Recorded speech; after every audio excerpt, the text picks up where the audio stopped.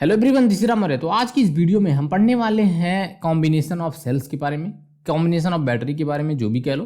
ठीक, आज हम उसी के बारे में पढ़ेंगे, सेल का कॉम्बिनेशन कैसे होता है। जैसे अभी तक हमने सर्किट में केवल एक सेल का यूज किया था, एक सेल से ही हम अपने क्वेश्चन को सॉल्व कर रहे थे। कहीं पर दो सेल थे तो वहां पर हमने किरचॉफ्स लॉ को लगा दिया और उसे सॉल्व कर लिया।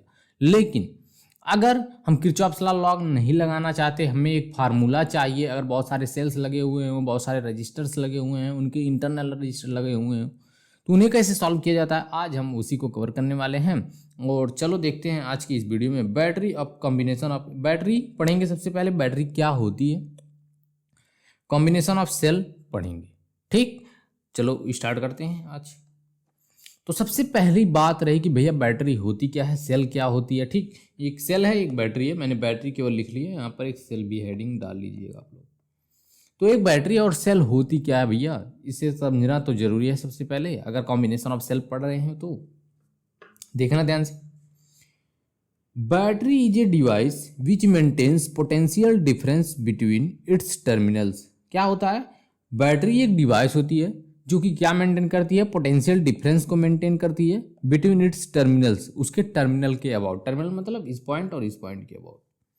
ठीक, क्या करती है, battery is a device which maintains potential difference between its terminal. ठीक, पोटेंशियल डिफरेंस होता क्या है, पोटेंशियल डिफरेंस मैंने बहुत बार तुम्हें बता रखा है कि जैसे हमारे कहीं भी अगर हम पानी को चढ़ाना हो ऊंचे जगहों पर, तो वहां पर हाइट का डिफरेंस होना जरूरी है। पानी अगर हम ऊपर से नीचे लाए तो बहुत आसानी से आ जाती है, लेकिन नीचे से अगर हम छत पर ले जाना चाहें या फिर कहीं ऊंचे जगहों पर ले जाना चाहें तो वहां से पानी को आने में थोड़ी सी दिक्कत होती है। लेकिन ऐसा होता क्यों है, क्योंकि वहां पर एक हाइट डिफरेंस नहीं होता। सही, लेकिन उसी तरह करंट को जाने के लिए एक पोटेंशियल डिफरेंस की जरूरत पड़ती है। तो पोटेंशियल डिफरेंस का होना जरूरी है, तभी वहां से एक पॉइंट से लेकर दूसरे पॉइंट तक इलेक्ट्रॉन का ट्रेवल कर सकते हैं और हमें करंट मिल सकती है। ठीक, तो पोटेंशियल डिफरेंस का होना दो टर्मिनल्स के अबाउट बहुत जरूरी है, इसलिए हम यूज करते हैं क्या, अपने एक बैटरी का। ठीक, तो ये रहा पूरा कॉन्सेप्ट। अब देखो सेल क्या होती है, बैटरी क्या होती है। सेल में होता क्या है, सेल में हम डिनोट करने के लिए इस सिंबल का यूज करते हैं जो कि इस तरह से बना हुआ है। इस सिंबल का हम यूज करते हैं सेल को दिखाने के लिए। इसे हम हायर पोटेंशियल बोलते हैं और इसे हम लोअर पोटेंशियल बुलाते हैं। ठीक, लोअर पोटेंशियल और एक हायर पोटेंशियल। अब यह पूरा हमारा कॉम्बिनेशन सेल कहलाता है। उसी तरह अगर हम बहुत सारे सेल्स को जोड़ दें, मतलब उसे छोटे छोटे पार्ट्स में से बड़े वाले को, फिर इस छोटे वाले को, फिर एक बड़े वाले को, फिर उस छोटे वाले को, फिर एक बड़े वाले को और फिर छोटे वाले को, इस तरह से ऐड करते चले जाएं और हमें दो तीन सेल को मिलाकर एक बैटरी बना सकते हैं। ठीक, उसे एक बैटरी बोल सकते हैं। तो उसे दिखाने का तरीका कुछ इस तरह से रहता है। मतलब क्या कि एक बड़ा फिर छोटा, फिर एक बड़ा फिर छोटा, फिर एक बड़ा फिर छोटा, फिर एक बड़ा फिर छोटा, इस तरह से हम इसे दिखा सकते हैं बैटरी को। तो यह हो गया हमारा सेल, यह हो गया हमारी बैटरी। आई होप कि तुम्हें अब कंफ्यूजन ना हो कि सेल किसे डिनोट करते हैं और बैटरी को कैसे डिनोट करते हैं। ठीक, चलो आगे देखते हैं। अब तुम्हें एक नई वर्ड की तुम्हें जरूरत पड़ेगी जो कि तुम्हें अक्सर दिखेगा, वह है ईएमएफ ऑफ सेल। ठीक, हमेशा तुम्हें क्वेश्चन में यह पूछ लेगा कि ईएमएफ क्या है या फिर इसका फुल फॉर्म क्या होता है। इसकी फुल फॉर्म क्या होती है ईएमएफ की, तुम्हें हमेशा दिख जाएगा, जिसकी मतलब होती है कि इलेक्ट्रोमोटिव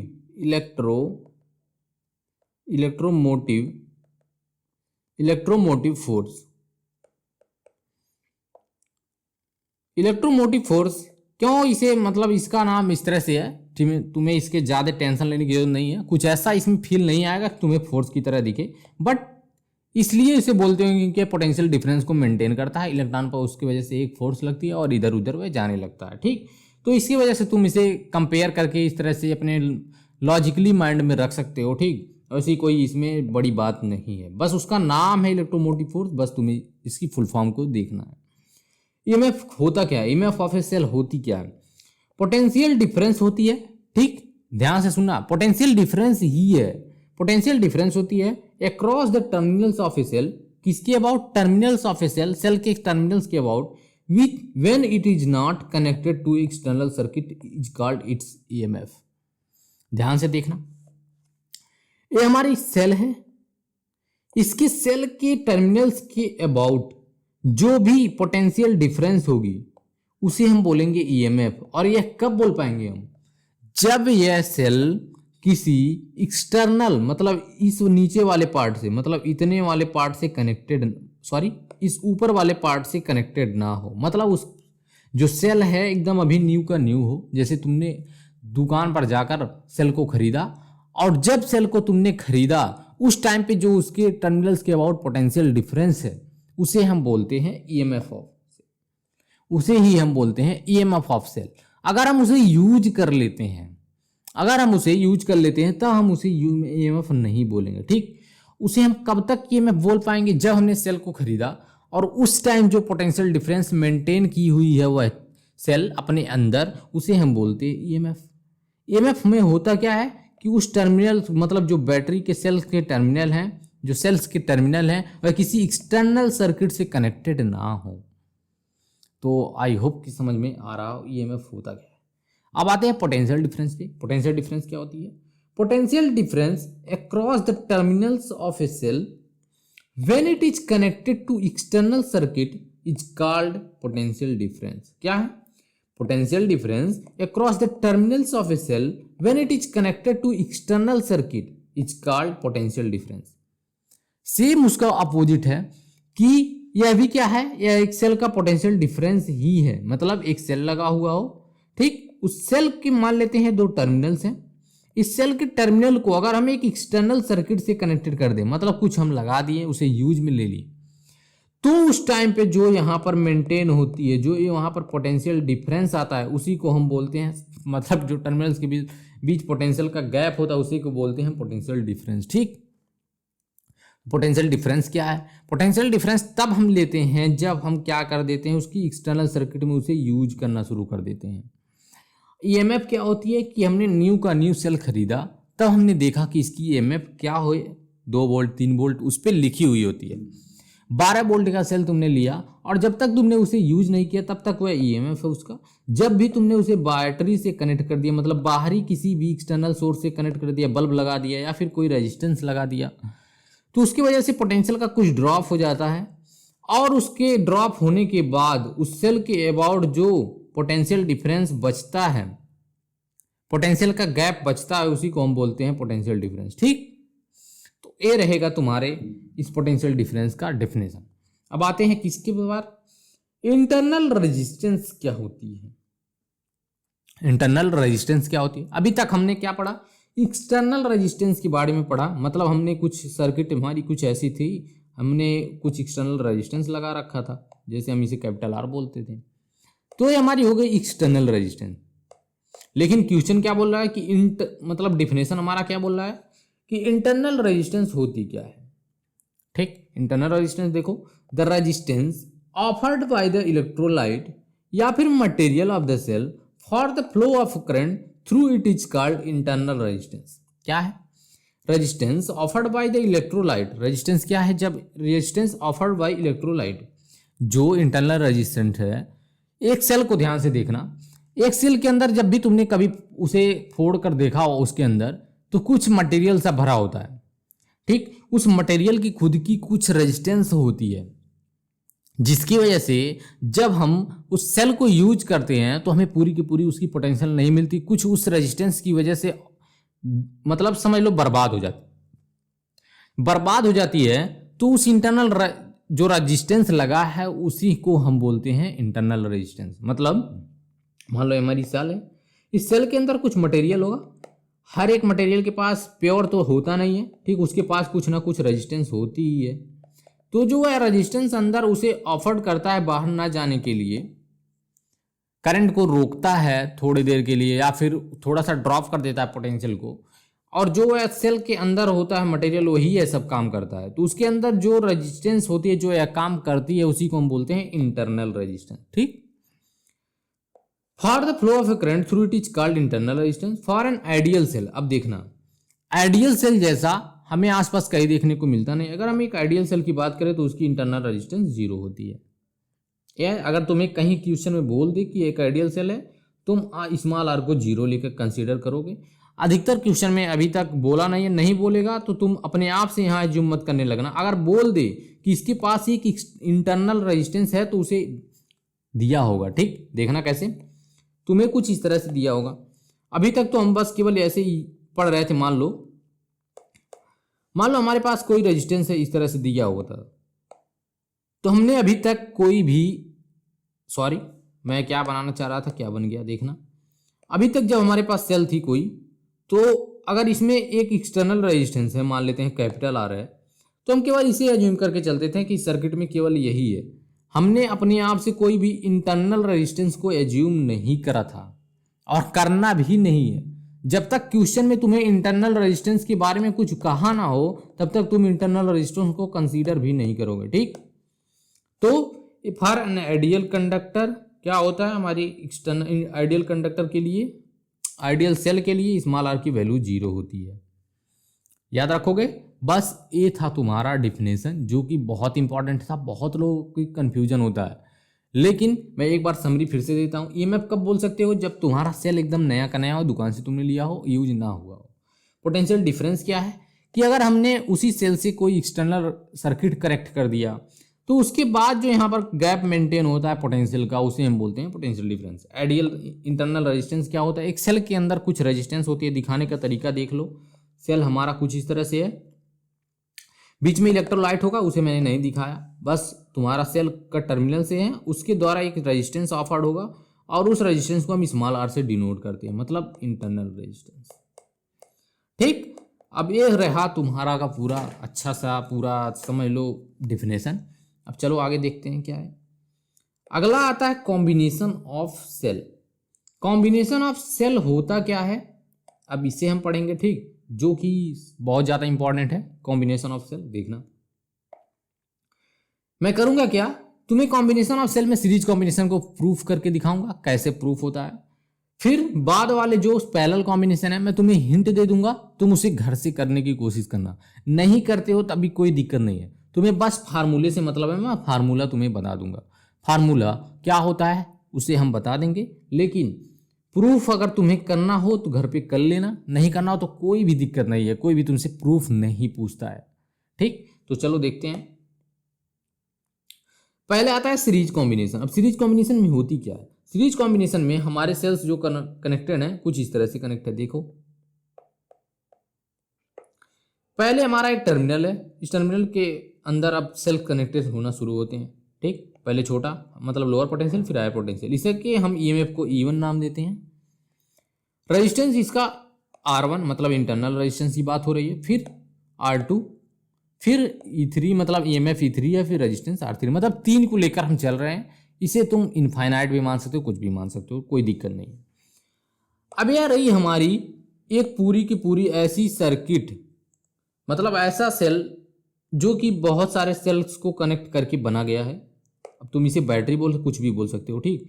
बहुत सारे सेल्स को कनेक्ट करके बनाया गया है, लेकिन दिक्कत क्या है कि इसे यूज करना थोड़ा सा टफ है। क्यों, क्योंकि ये बहुत बड़ा हो जा रहा है, सर्किट में इसे यूज करना बहुत बड़ा हो जा रहा है। इसलिए हम पढ़ते हैं क्या कि हम पढ़ते हैं इक्विवेलेंट रेजिस्टेंस की, इक्विवेलेंट रेजिस्टेंस पढ़ते हैं, इक्विवेलेंट ईएमएफ पढ़ते हैं। इसके बाद मतलब जो हमारी पूरी चीज है इसे हम इतने में कन्वर्ट कर सकते हैं, जो हमारा छोटा है दिख रहा है, बस इतना लॉजिक है। इसे पढ़ना शुरू करते हैं, देखना यूज क्या करेंगे हम, छोटा सा यूज करेंगे किरचॉफ्स लॉ का। किरचॉफ्स लॉ का कौन से लॉ का यूज करेंगे, सेकंड लॉ जो KVL है, ठीक, उसका यूज हम करेंगे। अगर तुम्हारा अभी भी किरचॉफ्स लॉ में दिक्कत है तो यहां से सॉल्व हो जाएगा। होगा क्या, सबसे पहले हम इसके डायरेक्शन को एज्यूम कर लेते हैं कि इसका डायरेक्शन होगा कैसा, करंट की डायरेक्शन को एज्यूम कर लेते हैं। बस तुम्हारी हायर पोटेंशियल हमेशा इस साइड में कनेक्टेड, मतलब करंट का डायरेक्शन कुछ इस तरह से होगा, मानते हो, करंट का डायरेक्शन हमेशा इस तरह से कुछ होगा।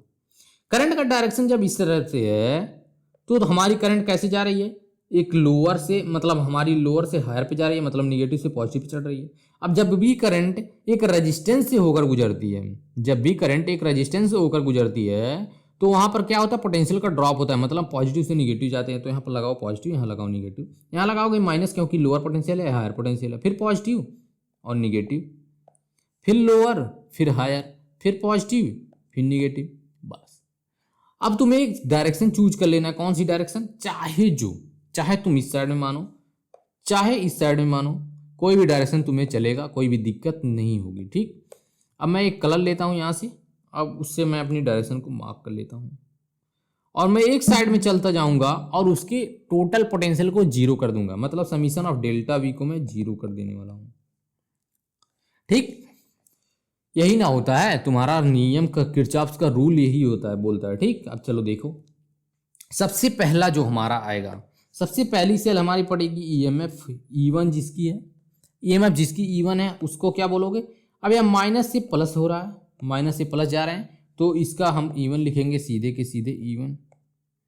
फिर देखना प्लस लगाएंगे, प्लस माइनस कुछ भी हो सकता है, बस अब हटा दो, साइन को हटा दो अभी, देखना। फिर उसके बाद आता है हमारा छोटा सा रेजिस्टेंस जो कि प्लस से माइनस पे जा रहा है, माइनस पे जा रहा है मतलब पोटेंशियल का ड्रॉप हो रहा है, माइनस पे जा रहा है इसलिए हम बीच में माइनस लगाएंगे। चलो तो माइनस लगाओ। उसके बाद क्या, उसके बाद I इंटू R1, मान लेते हैं इसके अंदर जो करंट जा रही है वह I करंट जा रही है, तो I इंटू R1, तो लिखोगे I इंटू R1। फिर प्लस लगाओगे, प्लस माइनस तुम्हारे साइन से डिपेंड होता है, अब देखना का क्या आता है साइन। फिर अगले यहाँ से अगले सेल पे पहुँचते हैं, माइनस से फिर से प्लस पे जा रहे हैं तो प्लस ही लगेगा, सही है। उसके बाद इसकी ईएमएफ E2, यहाँ पर E2 रख दो, फिर प्लस लगाओ या फिर माइनस, मतलब इससे तो साइन डिसाइड कैसे होता है इससे।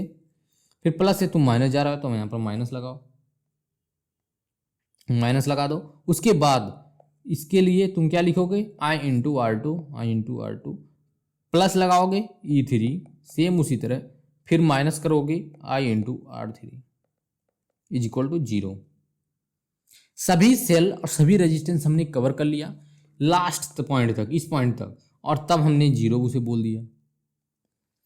ठीक, इतना समझ में आया। इतना समझ में आ गया है तो करते क्या है, E1 E2 E3 को एक साइड में रखते हैं और बाकी को उस साइड में भेज देते हैं। देखो यहाँ पर लिखते हैं, अब किरचॉफ लॉ मैंने यहाँ रख दिया लेकिन यहाँ से मिटा देते हैं। लिखो E1 plus E2 plus E3, minus common करते हैं और I कॉमन करते हैं, लिखेंगे क्या, R1 plus R2 plus R3। सही है, ध्यान से देखना इसे। I को कॉमन कर लिया, तीनों में से I को कॉमन कर लिया, माइनस को कॉमन कर लिया तीनों में से, माइनस को, और क्या लिख दिया हमने, I multiplied by R1 R2 R3। ठीक, प्लस बीच बीच में लगा दिया। ठीक, उसके बाद देखना अब क्या आता है। अब लिखोगे तुम E1 plus E2 plus E3 is equal to I into R1 plus R2 plus R3।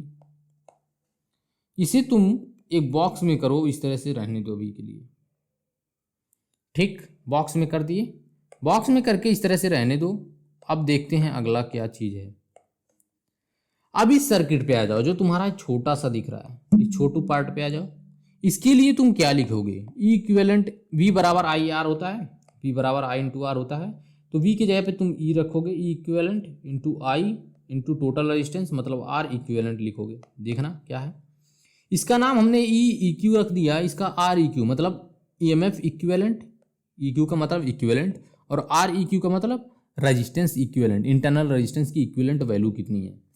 ठीक, फॉर सेकंड, फॉर कॉम्बिनेशन या फिर सेकंड लिख लो, चाहे फॉर कॉम्बिनेशन लिखो। क्या लिखोगे, ई इफेक्टिव या फिर E equivalent is equal to I into R equivalent. इसे बोलते हैं इक्वेशन नंबर 1, इसे बोलते हैं equation number 2। Compare 1 and 2, compare करो क्या आएगा, कंपेयर करो क्या आएगा। कंपेयर जब तुम करोगे तुम्हें एक चीज देखने को मिलेगी, क्या, ई इक्विवेलेंट की वैल्यू तुम्हारी आ जाएगी E1 plus E2 plus E3, R equivalent की वैल्यू तुम्हारी आ जाएगी R1 plus R2 plus R3, जो कि तुम्हारा यही प्रूफ है किस चीज का, कि तुम्हें इक्विवेलेंट वैल्यू कैसे निकालनी है और आर इफेक्टिव या फिर आर इक्विवेलेंट की वैल्यू कैसे निकालनी है। बहुत अच्छे से मैंने समझाया, बहुत बढ़िया तरीके से मैंने तुम्हें बता दिया और ये तुम्हारा प्रूफ हो गया, इसे तुम अब याद रख लेना।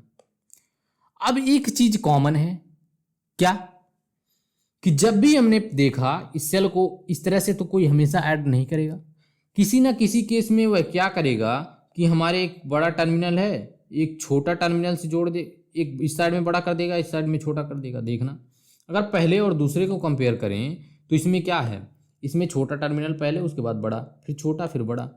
अब मैंने क्या किया, इसमें छोटा लगाया फिर बड़ा, लेकिन बड़ा लगा दिया उसके बाद छोटा लगाया।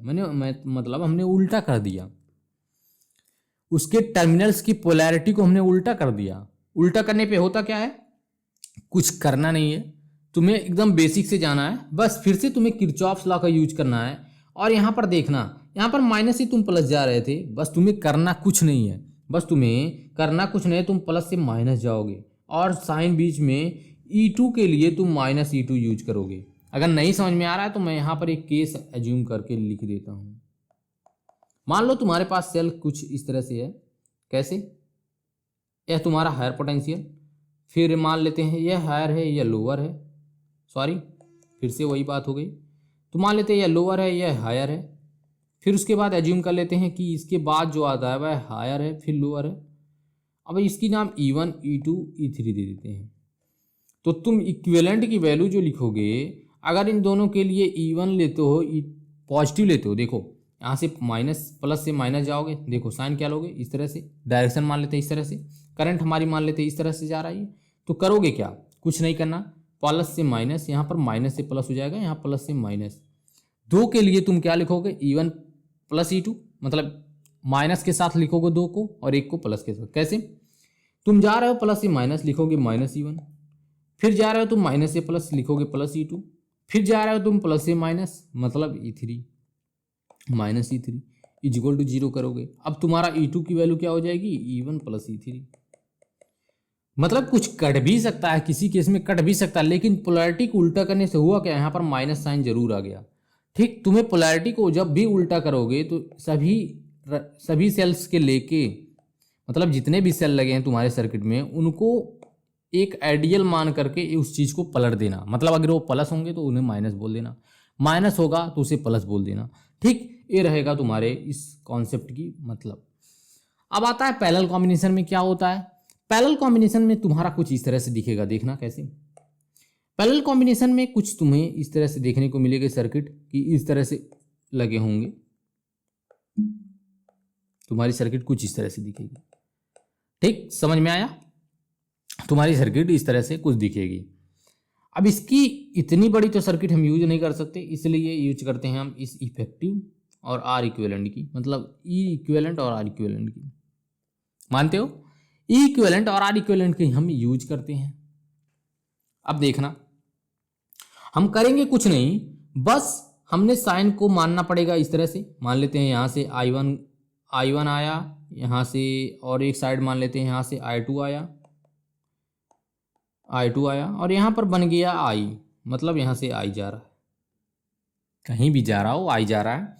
अब I की वैल्यू हो जाएगी तुम्हारी I1 प्लस I2, जहाँ भी तुम लिखोगे, क्योंकि हमारा I1 और I2 मिलकर I बना रहे हैं। देखना, यहाँ से I2 आया इस साइड में, इधर से I1 आया, दोनों मिलकर बन गया हमारा I, मतलब I is equal to I1 plus I2। तुम्हें दो लूप बनाने हैं, कुछ भी ले सकते हो डायरेक्शन, तुम्हें दो लूप बनाने हैं इस तरह से, और दो इक्वेशन मिलेगा, दोनों को सॉल्व करना, और जो आता है इन्हें सॉल्व करने के बाद उसे मैं बताता हूँ। इन्हें सॉल्व करने के बाद जो तुम्हें रिजल्ट दिखेगा वह कुछ इस तरह से होगा। क्या, E equivalent is equal to E1 by R1 plus E2 by R2 plus E3 by E3 है, हाँ है तो लिख दो E3 by R3 divided by 1 by R1 plus 1 by R2 plus 1 by R3। अब ये जो तुम्हें मिलेगी ना, ये सबसे बेस्ट चीज़ होगी, यही तुम्हारी, अगर तुम्हें प्रूफ नहीं करना है तभी कोई दिक्कत है ही नहीं, कभी भी तुम्हें प्रूफ नहीं पूछता है। ठीक, तो ये रहेगी तुम्हारी इक्विवेलेंट की वैल्यू। अगर आर इक्विवेलेंट की बात की जाए तो 1 बाई आर इक्विवेलेंट तुम इस तरह से लगाओगे, सेम जैसे पैरेलल में ऐड करते थे, पैरेलल कॉम्बिनेशन में रजिस्टर्स को उसी तरह से ऐड कर देना। 1 by R1 1 by R2 plus 1 by R3 1 by R3। कुछ नहीं करना यार, एकदम सिंपल सा, बस तुम्हें ऐड कर देना है जैसे तुम पैरेलल कॉम्बिनेशन में ऐड करते थे रजिस्टर को। तो ये रहा तुम्हारी पूरी की पूरी होल थ्योरी, मतलब जो कि यहाँ से इसे और इसे तुमने फाइंड कर लिया। अब फिर इसमें एक बात और आती है कि अगर ये पोलैरिटी उल्टी हो जाए तो सिंपल कुछ भी नहीं करना, बस जहां तुमने प्लस लगाया वहां माइनस कर देना। जहां भी पोलैरिटी उल्टी होगी जिस सेल की, उसके जगह पे तुम्हें बस माइनस कर देना और कुछ भी नहीं करना है। ठीक, चलो बस ये था हमारा पूरा का पूरा यहाँ तक का कॉन्सेप्ट। अब आते हैं क्वेश्चन पे। ये दो का बीच का 2 पेज खाली है, यहाँ पर तुम लोग कुछ लिख लेना। शायद मैं इसका लिंक अब तुम्हें नोट भी प्रोवाइड करना शुरू कर दूँ। अब मैं इसका नोट शायद तुम्हें देता रहूँ। अभी तक कुछ दिक्कतें थी, नहीं दे पा रहा था, टाइम नहीं मिल पा रही थी, लेकिन अब मैं तुम्हें शायद दे दूँ। आज का नोट दे दूंगा तो तुम इसमें कुछ भी कर सकते हो, तुम इसे यूज करो अगर तुम्हारे पास टैबलेट हो तो। चलो सॉल्व करते हैं, देखना। In the given circuit, the electromotive force of equivalent cell between points M and N is, बोल क्या रहा है? In the given circuit, the electromotive force की बात हो रही है कौन सी?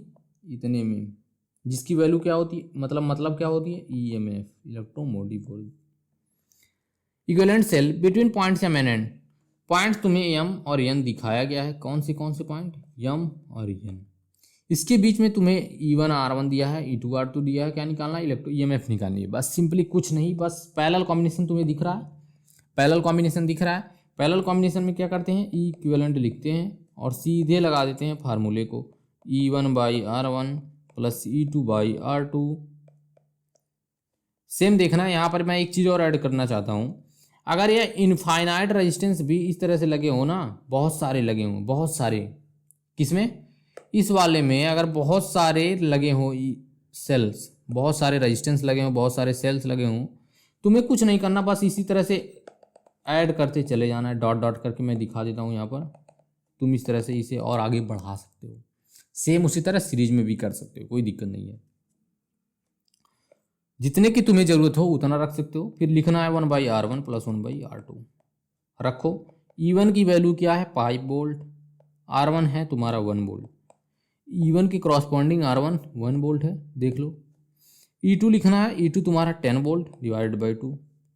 फिर लिखना है 1/R1 मतलब 1/1 प्लस 1/2। 2 2 जा 5 मतलब 5 5 10 हो जाएगा डिवाइडेड बाई, इसका तुम एलसीएम लोगे, सॉल्व करोगे तो आएगा तुम्हारा 2 + 1 3/2।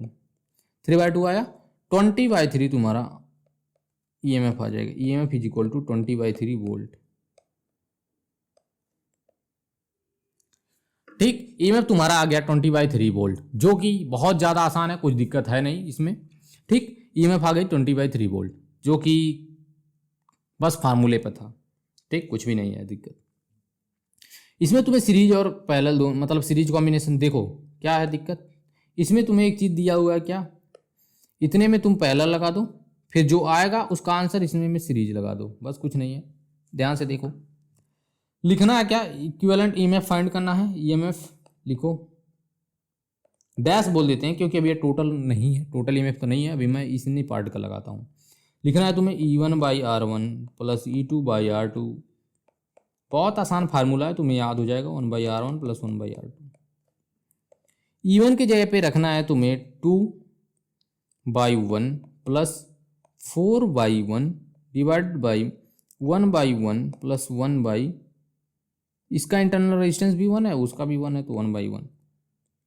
ठीक, 4 2 6 हो जाएगा डिवाइडेड बाई 1 प्लस 2 मतलब 2 3 जा।